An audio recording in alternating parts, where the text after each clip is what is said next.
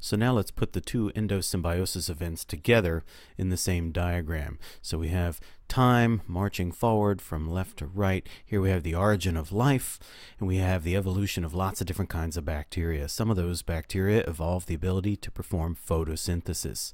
A very useful trick to harness sunlight and use that energy to power some chemistry that makes glucose. So these organisms are making their own food.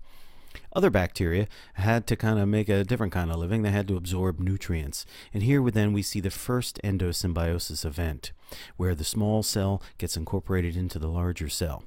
And this would have been the origin of mitochondria.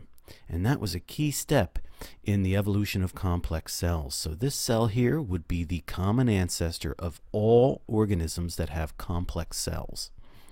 Some of these descendants would be single-celled organisms like amoeba, paramecium, and some of the descendants would be multi-celled animals, because animal cells are complex, but they only have mitochondria. They do not have chloroplasts. So the second endosymbiosis event then would have been this event here, where now a predatory type of cell, it can live a predatory lifestyle because it has energy, the energy from multiple mitochondria. A predatory cell then incorporates but fails to digest a cyanobacteria type of organism, a photosynthetic bacteria. This then would have been the origin of chloroplasts. So some of these cells went on to stay single-celled and evolve into creatures like Euglena, and other cells went on to evolve into multi-celled plants. And plant cells have both mitochondria and chloroplasts, and they can trace their ancestry back to this kind of endosymbiosis event. Now, it turns out that the history of life is actually more complicated. There were multiple endosymbiosis events.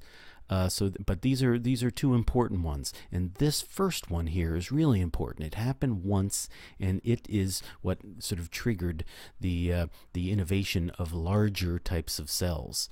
After these cells got lots of energy from having multiple mitochondria, then there were many other endosymbiosis events that led to different types of species with complex cells of different types.